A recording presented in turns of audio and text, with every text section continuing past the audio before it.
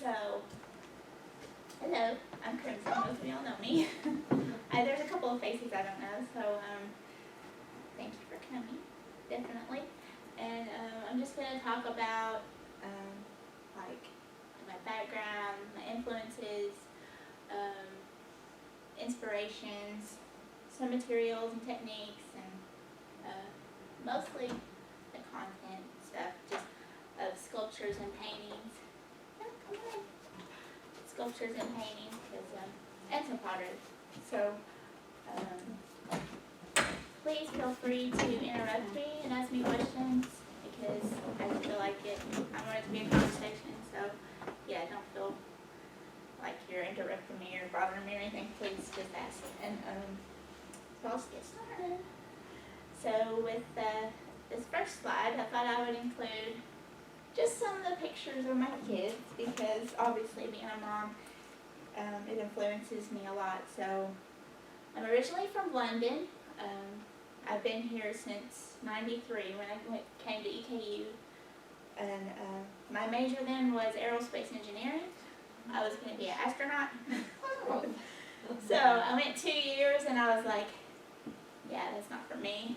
I just wasn't happy, and I had like some major life events, like I had a loss of a child, and I just kind of just took a break, and then that's when I got married and had kids, and then I decided I wanted to go back, and there's another picture of some of my inspirations, my kids, and animals, nature, colors. All of those things have always been a really big inspiration for just my imagination. Even when I was a little kid, that was what I loved to look at and just get inspired by. Did you take all these pictures? I did take these. That cicada one is amazing. Oh, we spent like 2 hours watching this guy come out of its shell. I love that. It was amazing. Yeah, so that's just a couple of the things that I have millions of pictures that I'm always going through. And I also have a really super big collection of National Geographic, like hundreds and hundreds of them because I'm obsessed with them. Because sometimes when I'm really just feeling non-motivated or uninspired, I'll just start pulling them off the shelf and just like, there's always something that catches my eye if it's just like color or a little pattern or whatever. So I think that's great. And libraries. Books in general. So when I went to EKU, when I decided to go back to EKU, I didn't know what I wanted my major to be really. So I had an advisor, which was actually Tim Goxba. So I think it was his last year. Actually, now I found that out. But he was like, well, what'd you like about your last major? And I said, well, I like doing CAD, and, you know, the auto drawing stuff. And he was like, oh, do you like to draw and stuff? And I was like, yeah, I've always done that. And he was like, well, why don't you major in art? And I was like, I can do that? Yeah, I didn't even know. I was clueless. But so, yeah, so that started me on the road to that.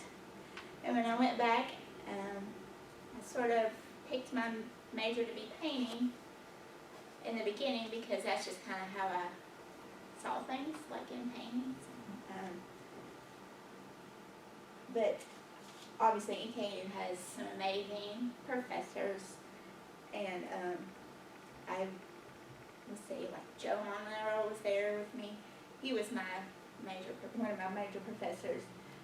Dave Mahalati, Karen Spears, Mary Tortorici, Felicia Zorag, all of them just created this space that was like safe for me to explore things that were kind of scary for me, like, you know, emotions and, you know, content that I wanted to explore. They also challenged me, so that was good.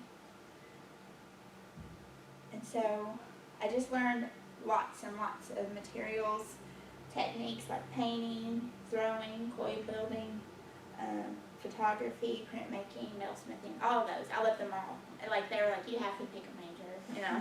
And I'm like, can I have more than one? So I did settle on painting and ceramics, but I still love them all. So I kind of did like a little bit of mixed media. going back to this piece actually was a photography project, and I just wanted to talk about it because it was kind of pivotal, like far as content wise, because I was experimenting with the photographs. I actually had my kids out that day, my two oldest kids. Simon wasn't born yet. That's my daughter over there. We just had a painting party, and they just like painted on themselves, and so I just took photos, and then later I kind of, cut up all the pictures and made new things. So it really helped me get out of that realistic way I was working, and helped me start making these new things like creatures. That was the beginning of the creatures. And then I started diving into content of these. Looking at artists, like some of my favorite that stand out in my mind back then were Sally Mann. She's a photographer that takes pictures of her children in a way that I had never seen before, because she was showing the side of them that weren't just cute and precious and beautiful. It was just like the raw emotions and everything of being a mom, and it really influenced me. So I was like, yes, I really connected with that. And then Roxanne Swensel, she's a Native American sculptor, potter, and I just liked her people. It was like I just connected on an emotional level again. So I was really allowing myself to just be open to that emotional thing and trying to share with people. It's scary. This is scary, just being vulnerable in general. But I think as an artist, you just kind of have to go for it. Here's another one. I started exploring those emotions of the loss of my child. So that was, like I said, it was scary, but it really was cathartic in a way. And it really started me being able to talk about it, and that was new. But with these pieces, I started exploring installation pieces. So a lot of my BFA show from Eastern were installations, like mini installations within a larger area. So it was really fun to put together. How large is that piece? It was probably about, the actual circle of sand was like 8 feet by just 8 feet circumference. So that one was pretty large. Joe got really mad at me because I didn't measure it before I put it in the kiln. So it didn't fit in the kiln. So he had to rig up something with sand, and I'd never seen any process like that. He's like, we'll make it work. We'll just stick it in the sand, and it'll be all kinds of crazy, but it'll work. And I was like, okay. And I was experimenting with metal in the kiln with those nails. It's like those carpentry nails that are kind of square at the top. So I was just playing with materials and just seeing what I could get away with. So what do you, after you have your installation, what do you do with a piece like that, or all the pieces, because you obviously have a lot of pieces that you've shown? And they're mostly packed in my basement. Sometimes if it's time that I feel like they can just, separate, I might take the pieces and show them or sell them separately. Just because I feel like I've said what I need to say with that, so yeah, because that piece is no longer. okay. At one point, I did a cleaning out of the studio, and it was not very long ago, actually, maybe about 5 years ago. I did a lot of crushing up things, and it was really, again, very cathartic to get rid of some of just the old things. But yeah, the loss and being a motherhood in general, became more of a leading theme of the work I was doing. That's another one. So I was also taking inspiration from my children, I don't have a picture of her back, but you can see some of it with my son's drawings. So I was including that in my work. I mean, really just taking inspiration from what was around me. Allowing myself to do that. Because when I first started going to school in art, I was like, oh, it has to be this big thing about something really other than myself. But then as I got farther along and allowed myself to be okay, so my experiences, my stories, my emotions are okay to share with other people. So then I started like looking into my childhood and again just exploring things that were uncomfortable. So then after EKU, I went to UK to get my master's, and they said, you know, just keep working the way you're working. So there's like an easy transition there, and you'll just start to develop and do different things. So that's what I did. So I just continued working with, memories of pain and loss and, self-doubt. And I started to explore, other than myself, like my external family, I guess, issues, noticing those, and playing with materials. Maybe I tried doing firings and with glazes with the pieces at EKU, and here I tried different like kilns. Like this is a soda kiln firing, and all my all my pieces were coil built. So I kind of fell in love with that process. That was my favorite, which is so different than painting, because painting is like a love-hate relationship for me. It's like I'm always so stressed about it, like, oh, I did this right, and all the brush strokes. But when I was coil building, it was just kind of, I would have a generalized idea, and it would just kind of develop. So I liked the way that process was. So that was nice. And then some more of the family, just thinking about family, like the matriarch and, generations.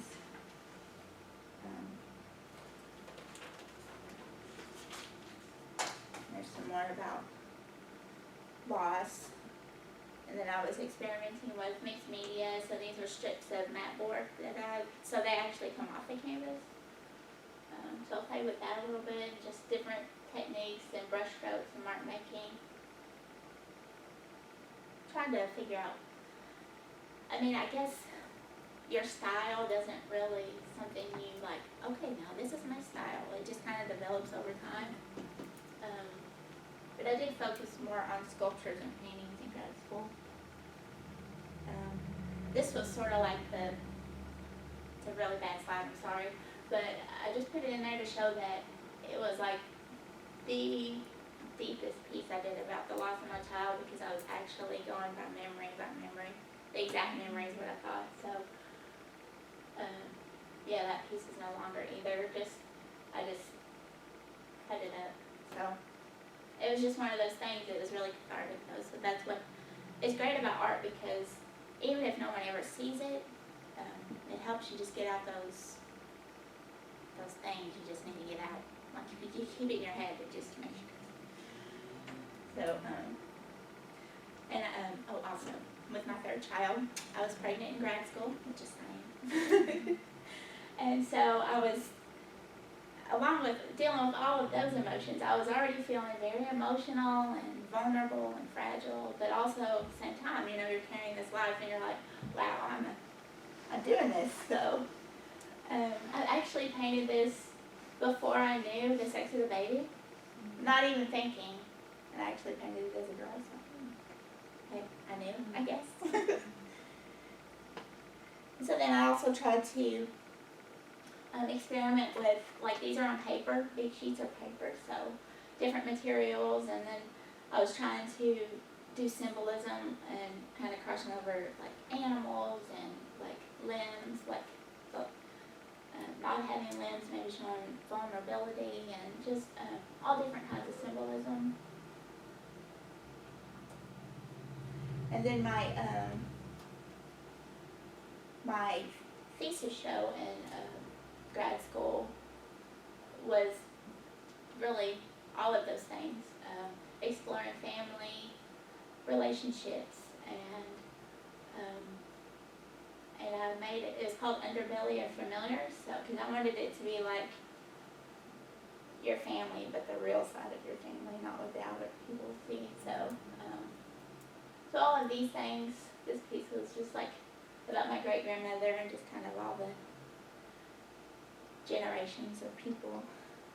And then like obviously my relationships with my kids, like those snowflakes are their drawings, and I started using found objects, which I still do because I love it. I love that the things have history, and that and most times now I'll find something and I'll keep it, and I'm like, I'm gonna make a sculpture to go with that because I don't know, like it just drew me to it, and I have felt a connection with it. So that's kind of the way my sculptures work now. And there's another one made with pillows and all the clay pieces, but the bottles and the quilt and everything, just found objects. In the bottles was hair, because hair became like a running theme of like just family, sort of like a symbolism of family and DNA and everything. So then after grad school, Sorry. hello, Sorry, brother. you're fine. After grad school, I started like exploring, because my grad show was like, there was no like surface. It was just the raw clay, fired raw clay. So that was purposeful. But then after grad school, I was like, okay, now I want to get back into color, because that color's always been like an inspiration. So so I started making creatures and just experimenting with color and surface and found objects, like, and making new things out of them. That piece goes with the other one. It was just like the part. It's still exploring that idea of motherhood and loss, but just in a different way. So it's sort of like that pretty but kind of dark. If you got, so like you can appreciate the color and the, maybe if some people think it was pretty, but then you're like, oh, what's that about? And then you're like, so is that kind of easing people into my work, not being so, for me it was not so upfront, like confrontational. It was more quiet in a way. So then again, it's just showing like the found objects. I'll get ideas from that. So the creatures start, I feel like, taking like a life of their own, having their own stories. And I would try to put them in, this was part of a collaboration I did. It was like, there's a house in Richmond, the Irvin McDowell house. I don't know, it's like a historic house. We did a show there. And so we put all these contemporary pieces in these old historical buildings. So that was really fun, and it really got me thinking along the lines of those found objects with already formed history. And so it was nice. That's fun. There's another one. This one's kind of weird, but it's also, I have to tell the story because I still remember it from when I was little. We had this cat that apparently had kittens that was not going to make it. And my mom told me that she ate them. And it really traumatized me at the time, but I was just like, it always stuck with me, and it was just like that nature, it was part of nature. That's just life and loss and death, and just all goes in together. And I was still using my kids as reference, and not so much as like, just painting them and be like, oh, this is my child.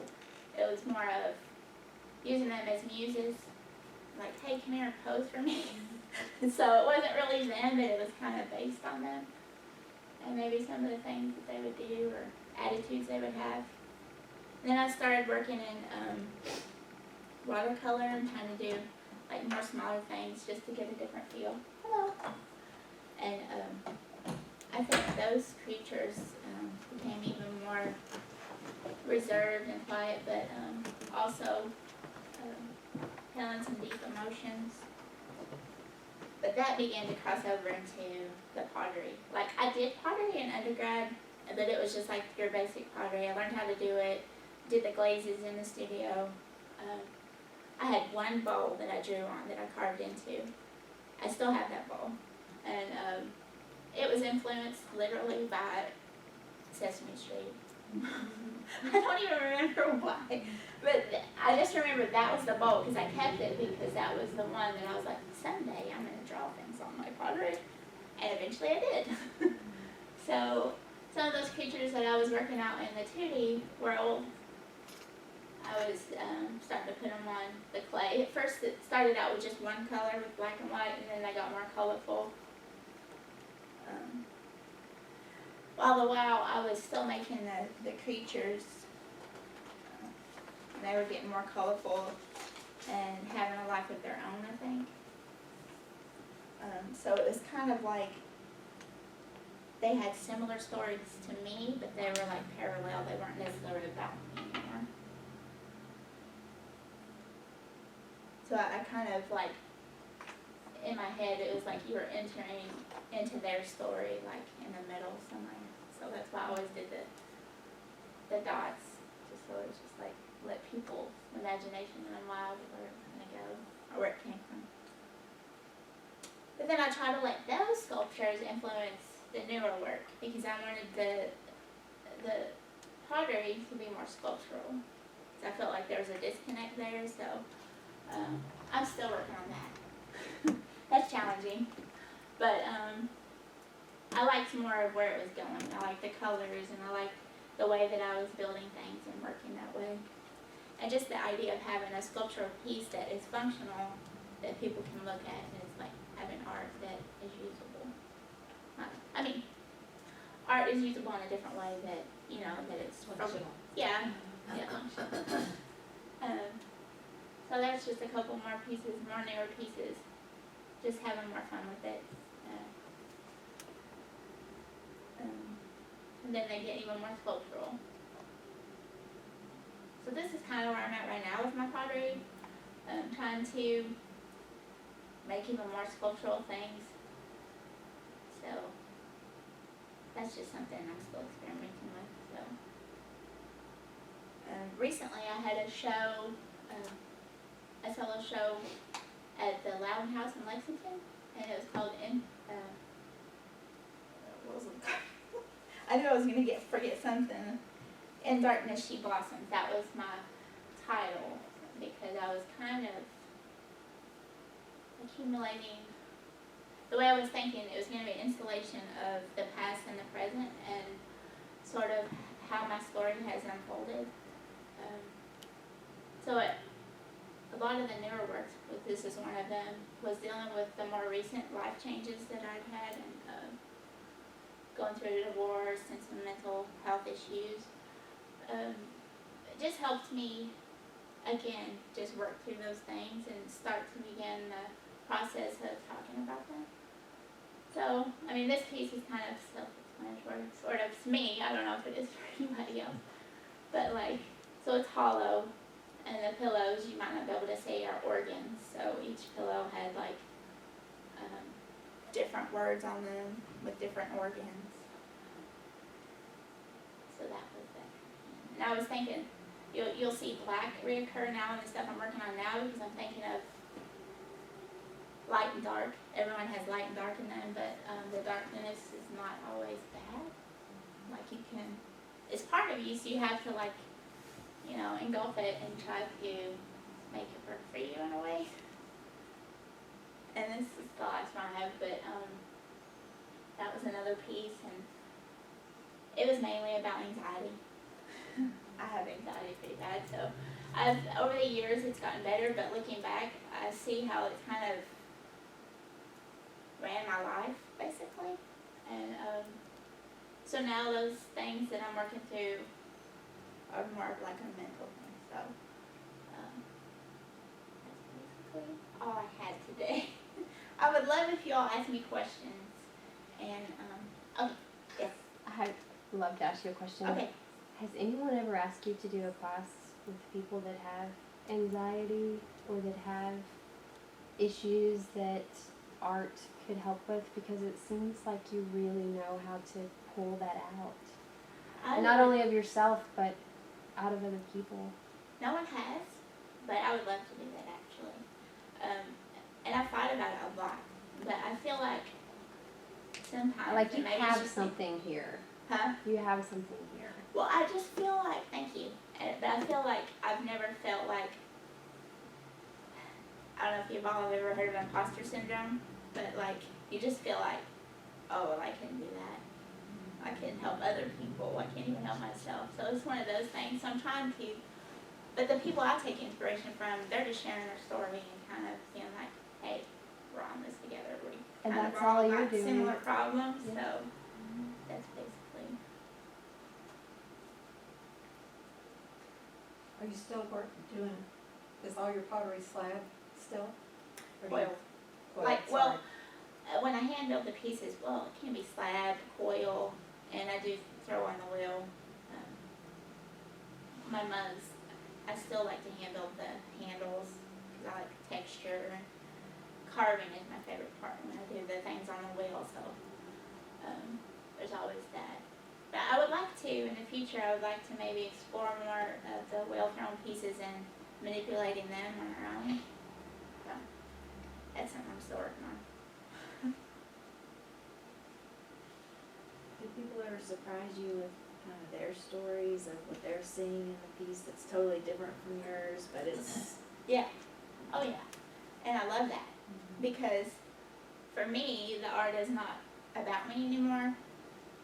If that makes sense, because you make it to connect with others, and people are going to bring their own baggage to whatever they're looking at. So you learn more about the person if they're telling you something about what I've done.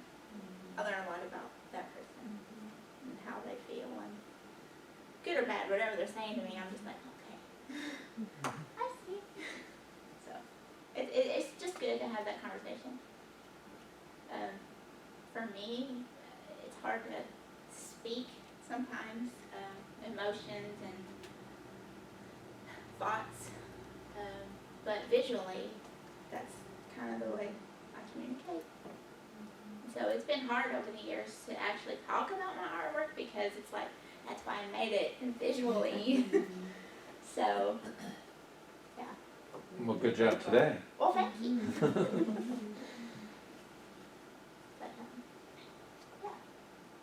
And I'm doing, trying to do classes, and I would love to do classes on that, but right now it's just like, technique and helping people learn to throw and that kind of thing. We'll talk.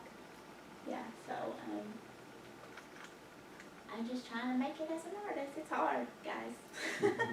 are you just doing that full time or Right now, yeah.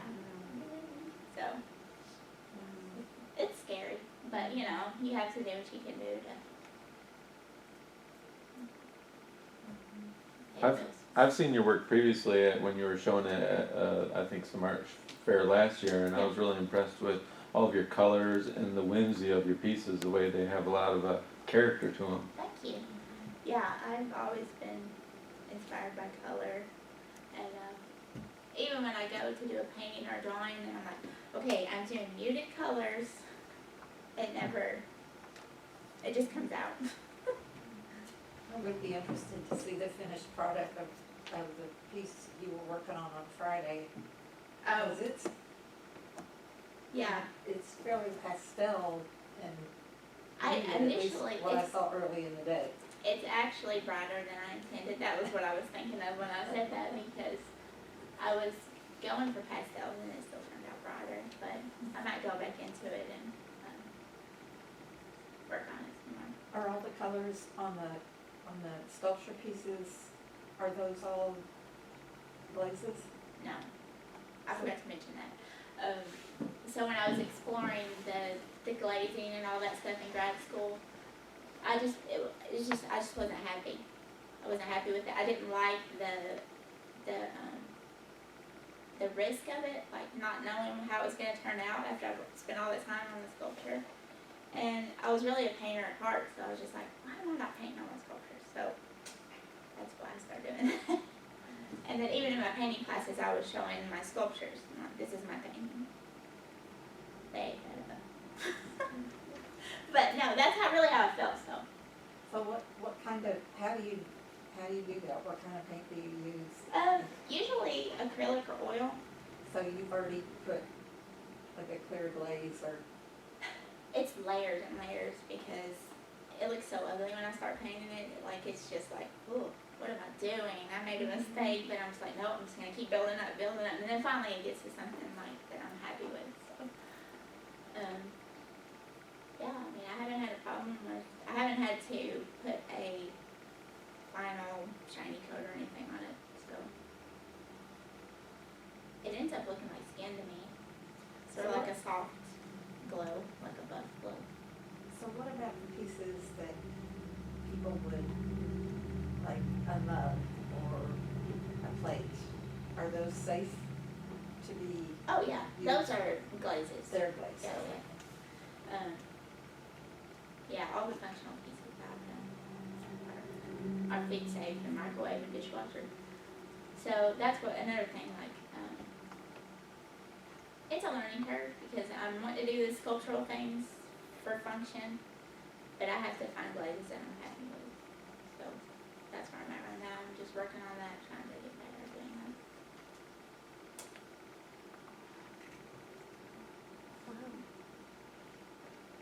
Any other questions?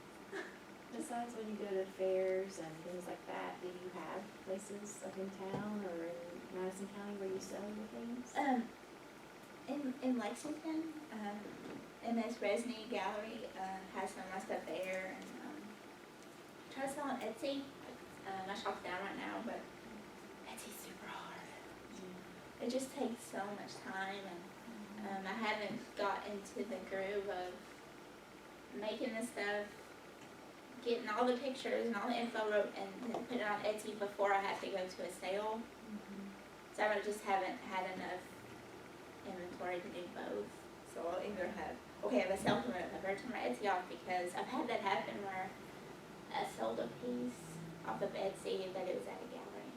And I was like, so yeah, that's something they don't teach in art school, is the business side of it. And I think that's sorely lacking, because you're just kind of thrown to the wolves when you get out. I guess they assume you're gonna teach, and maybe it was poor planning on my part. I didn't think I was going to teach when I first graduated grad school, which was the main reason why I went to grad school, so I don't know what I was doing. But again, it comes back, I was just anxious that I didn't feel like I could teach, so now that I'm kind of navigating that, I really love it. I really love teaching, so yeah.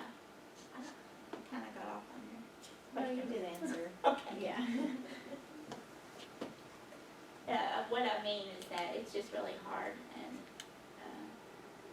I tell my kids all the time, like, if you're going to do something in a creative field, take business classes, because they sure don't teach you.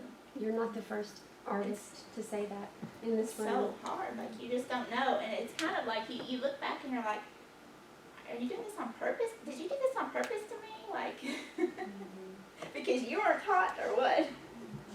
So you kind of feel like it's an uphill battle, but figure it out if you love to do Well, it. and it's amazing to see how younger artists have figured it out. I mean, the artists across all age groups, because it's never been taught. Oh yeah, right. And now, I mean, I wish I was better at social media, but I'm just not. I guess I'm too old. I don't know, but like the younger generation, I just feel like the people that are good about that kind of thing, it's better for them. Actually, I wasn't here for this one, but Steve Farmer did a pretty good talk on selling art, and you Yeah. can see that on the library's website, Okay. YouTube Yeah. site. I always love to hear how other Or people do it, crafts. too. Yeah, In particular. because it is hard, and I don't know, if I could help anybody, I would. Anyway, any advice that I could give them, because I know it's hard. But I think it's all boils down to how bad you want it. And so I think before I was kind of just putting it on the back burner, why it's taking me so long in grad school now, that I was just kind of like, it's just not important, like kids first, family first, and then you get to the point where like, I have to do this. I'm still doing it, I have to do it, I have to make it, so trying. Are you getting a lot of opportunities for shows? Yeah, this year's actually been the busiest I've ever had, so I feel fortunate in that way that, it's a different kind of stress, but it's a stress that I like that I'm okay with, that I'm like, oh, I gotta have enough stuff for this show, or I have to plan this exhibition. I love that stress, so, yeah, I want more of that. Other than, having a day job you hate, and it's like, you're so stressed out because you're like, I should be doing artwork. So. If anyone Appreciate you hasn't guys. seen your art in the library, it's in a case across from the circulation desk. Oh yeah, there's some pottery up there, so Check it out. see it.